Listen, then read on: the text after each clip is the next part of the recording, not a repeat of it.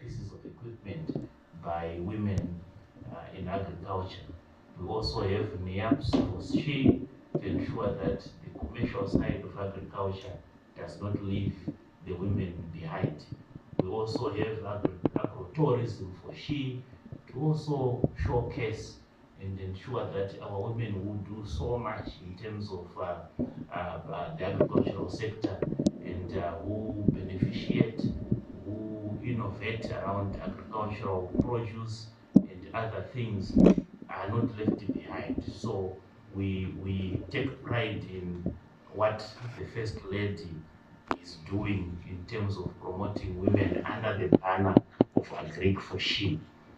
This program has benefited over 17,500 disadvantaged and marginalized women to date, focusing on enhancing food security. And of course, as you might know, Honorable Chair and Honorable Members, the Agric for She program is really making positive impact on the lives of women in Zimbabwe, promoting economic empowerment, food security, and sustainable agricultural practices. The ministry has also complied with the government policy to establish a fully fledged gender department within the ministry. So we do have a director gender supported by various officers now fully fledged. Over and above that, we have gender focal persons who have been allocated to each department within the ministry.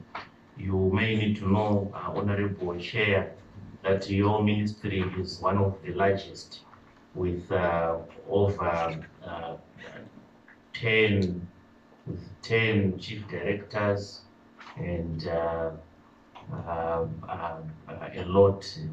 We have over 43 directors and over 100 deputy directors. So it's one of the biggest ministries, but in all those departments, we do have gender focal persons.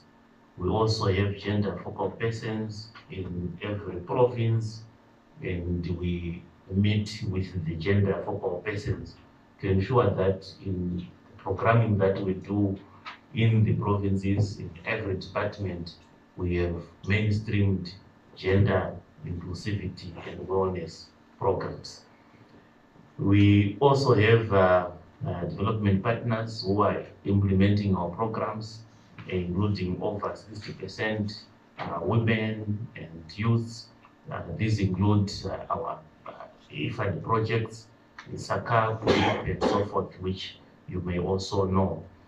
We are also implementing smart projects for the youth. Those, remember, youth don't want this dirty programming of agriculture. They want smart things where they can just,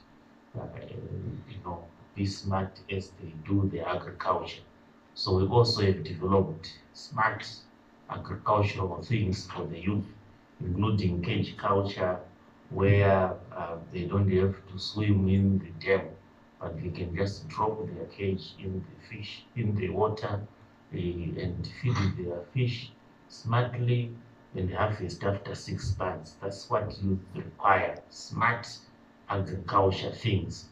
We are also, we have also capacitated youth through various youth incubation centers, which train our youths in various skills, including cropping, livestock, mechanization across the provinces.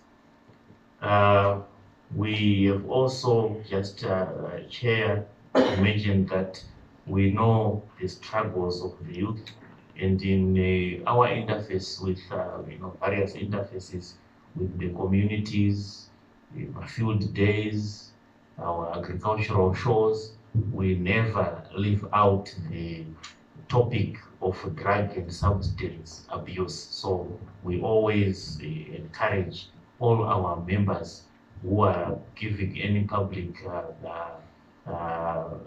interfacing to ensure that they also tackle the problem and scourge of drug and substance abuse in our very small way. We have included in table 1 some of the numbers that we use, that we have trained. This is just a really an understatement. We do train youths every day. Coming on to the challenges, Honorable Chair and Honorable Members, as we try to tackle SDG number 8, creating productive employment and decent work for men and women, young people, and persons with disabilities, we will never be able to exhaust the challenges. These challenges are often interconnected, stemming from inequalities to also social and cultural barriers. Of course, the first one is the physical constraints that we know we face. We would want to have every youth, every woman taken on board, but we are also limited by the physical space that we operate in. The other challenges are also listed there, including, of course, skills mismatch between training and employer needs, and also now the dominance of the informal sector, which of course makes decent work protections often difficult. Access to finance, we have talked about this cage culture for fisheries. The youth require startup capital to buy the cage, buy the fish, buy the feed, and after that, they also require cold chain to ensure that they can get to the market with ease. But often that access to finance is difficult for the youth and also for those living with disabilities. The markets are also quite challenging as usual. This is not just limited to this subgroup, but the markets are also just generally difficult. We need to do more to ensure that we create markets through bettering our products, through beneficiation, value addition, so that we can exploit and access better markets. We also have social and cultural barriers, including gender inequality, youth apathy, and waithood. So we wait and see kuti madhara aite ai. Vana vadiki vazhinji havadi zvekurima, so they want white collar jobs, but can't we do something which our youth can meaningfully contribute to agriculture and to food security?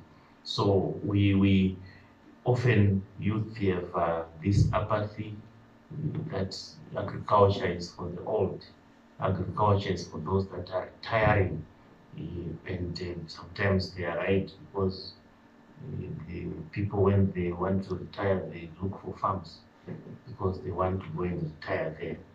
So this mindset, combined of course with lack of access to capital, to land, to training, in modern innovations, creates a state of this waithood where the young people are stuck in a position where they are unable to establish independent livelihoods. So we keep having our kids in our houses until the father goes to the farm to retire. We also have stigma and discrimination, particularly among persons living with disabilities. And I must admit that even in my own ministry, my office is at the second floor and there is no lift there. So if somebody in a wheelchair comes, I have to go down. Or if somebody doesn't tell me, they get frustrated and they leave. So those are some of the things that we have. And of course, we do work in the field, and we need proper equipment and facilities for those living with disabilities to be able to do their farming or do their farm advisory services with ease. In terms of policy and institutional gaps, just to highlight that, of course, weak policy implementation. I think from what I've said, you probably say, oh, agriculture is doing a lot, but we feel that we can do a lot more in terms of the national disability policy, in terms of implementation of the various policies on the ground. There is a disconnect between policy and practice, and we as agriculture, we can also do more in this regard.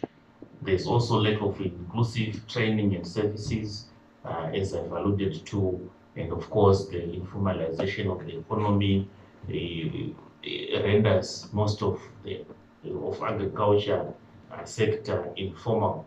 It means that the majority of the workforce in agriculture works without formal contracts, without social security, or without labor protection, leaving them vulnerable to poor working conditions and exploitation. Of course, in the past, for those who come from Manicaland, you would know the struggle in the tea sector, vanachuya kuzotema coffee, kuzotema tea paholiday, vachiraisa fees yavo, and at some point that raised quite a bit in terms of child labor. Whether it was good or not, but those are the challenges that we face in agriculture, is to face the same. In terms of the tobacco sector, for example, is going to the field by someone under 18, child labor, or it is working in the field.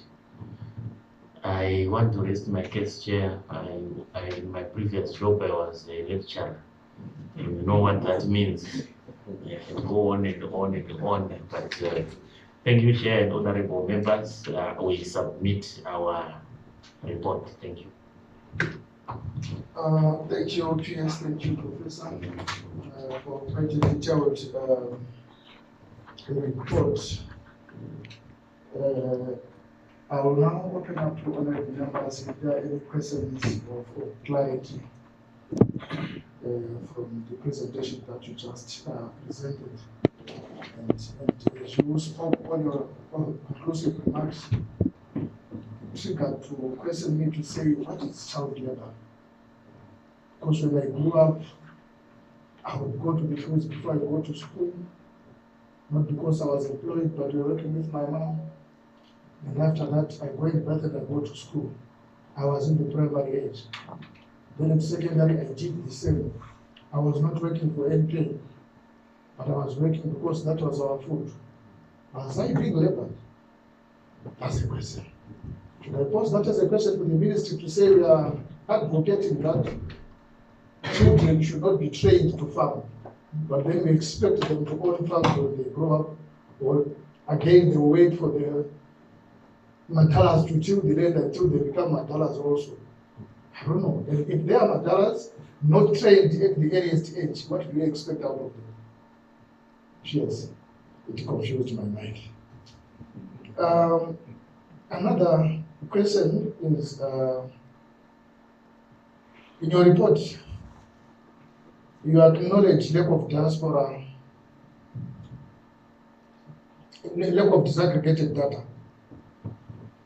What concrete steps is the ministry taking to establish a robust data collection system to track progress for women, youth, and persons with disabilities, of course, and for men? And maybe again, the table shows thousands of youth trained, but only a tiny fraction. For example, in Mashentram, in the Manicaland, who received in 2024. What happens to the 1,000 youths who do not receive landed capital to apply their skills? And how are you measuring their transition from training to productive employment? Can you pause As I ask other members to come in, maybe you may attempt to respond on this.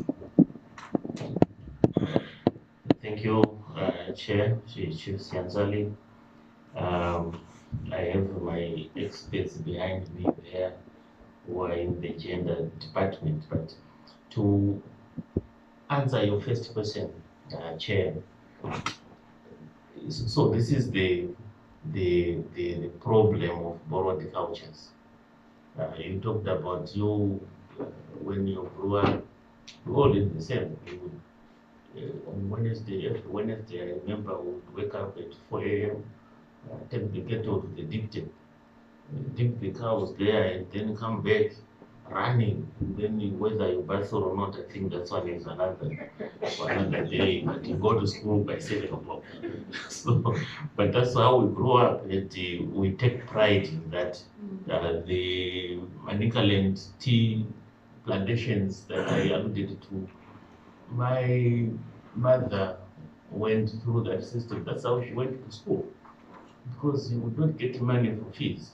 You go and work during the holidays, you turn the coffee, you turn the tea, and you come back, you pay your fees, that's it. So I don't really think that in our context we do have child labor issues. Maybe there could be child abuse issues, but generally in agriculture we must inculcate the skills and this experience in our children if they are to also carry on with our agricultural activities. In terms of this data, thankfully the government now has really emphasized on creation of the gender department. So now we expect that we'll be able to get good data in terms of gender, in terms of inclusivity issues, in terms of wellness issues. So I think going forward, we are now on a good footing. In the past, we never used to have this department. Now it's there, and now it's staffed. So we are now going to see good data coming through. What we have there, the youth data, which you will see, is mainly because, remember, the government put a youth desk in every ministry. And so the youth desk has always been there, but there was no gender desk. So the youth issues were adequately tackled because there was someone focusing on the youth issues. So training the youth, instituting these integrated youth hubs. So we did all that because there was a focused youth desk for the ministry, and for the people living with disabilities, there was none, and it was ad hoc. For women, we put this agric for she, again ad hoc. But now with an office, a whole directorate, we expect that we will be able to get disaggregated data in a better way as a ministry. Thank you, Chair. I will leave it at this.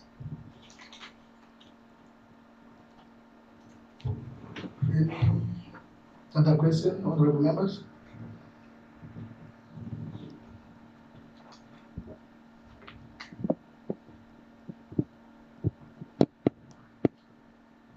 Maybe I bring this one again.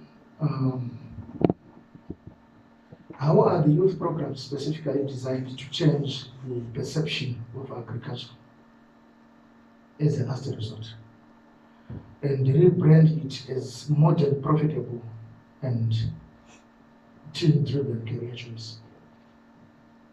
And again, are the VCTs in 4.1.3 functional? And can you give location, that is these units, and also specific activities that are being conducted at those units? Thank you, Honorable Chair. Yeah, these ones are hard questions I asked. So, gentlemen, this is why you took the oath. This is nothing to do with the PS. So he is prepared to answer. I will answer some answers, Chair and Honorable Senators. So maybe the perception of the youth towards agriculture is something that is key. Our view is that as a ministry is that the the benefits from agriculture and the wealth that we get from agriculture must be intergenerational. And that means that the youth must start to view agriculture as a business where livelihoods can be sustained. So how we put that to the youth is another matter, and how we can ensure that we have these positive perceptions is also something that I'll ask this gentleman to try and answer. But being a clever professor, I will not continue on this path. I will leave it to them. The in terms of career choices, Chair, I think our again we're not specifically focused on outline that you can get this career. We don't have a specific career guidance unit for youth. What we have tried to do is to portray agriculture in the positive, so that our youth can also have,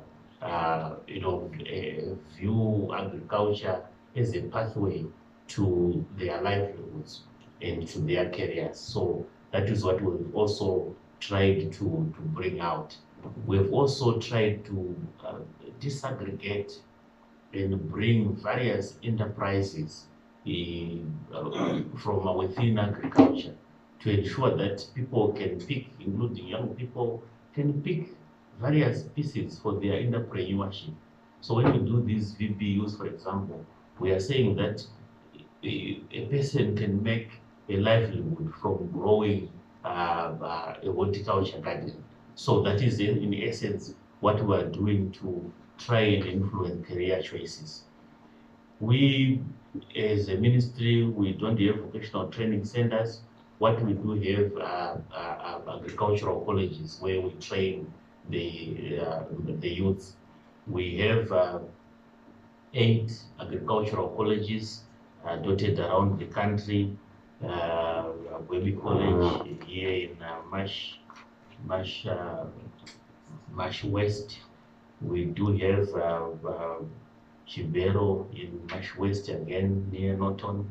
We do have Kushinga Pikelela, Mash East, soon after Marondera. We do have Rio Tinto, Mulezu. Those are some of the colleges that we have. 8 in total, Escodin in Mat South. We don't have a college in Mat North. We don't have a college in Mashingo. We don't have an agricultural college in Manicaland. And those are where we are also working on to try and get those institutions established. In Mash Central, we do have Shamba Agricultural College. Those predominantly train youths in agricultural ventures, mainly production. But we also, this last two years ago, established a virtual college, the Zimbabwe Agricultural College. That one is wallless, it's done virtually, and it's meant to ensure that we delve into and take advantage of the digital era that we are in, so people can learn online. And this is, we primarily targeted this for the farm workers, for the farm owners, for youth, for anyone who can utilize the digital space to be able to be trained and to get skills in agriculture. So that is the 9th college that we established. But we do work with the Ministry of Youth, who own the vocational training centers. And we have established our vocational training center business units at Shandike, Nakiwa Mshandikes in Mashingo, Nakiwa in Mash East, and other spaces that we were also targeting, but working together with the Ministry of Youth. So we take that cognizance to say that wherever the youth are concerned and they need agricultural support, we do support them, including also giving them access to tractors.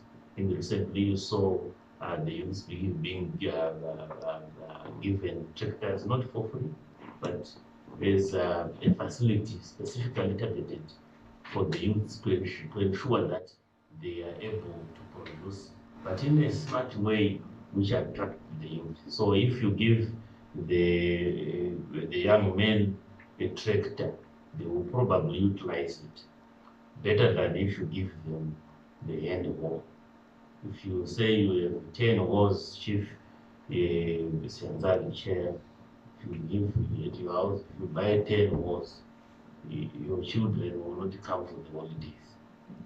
But if you buy a tractor and say, I bought a tractor for you, they will come on the day the school closes because they want to enjoy that smart gadget called a tractor. So this is what we're also trying to push. But I know that I fumbled on this person. Never in my life if I failed, but here I feel I failed at this gentleman. And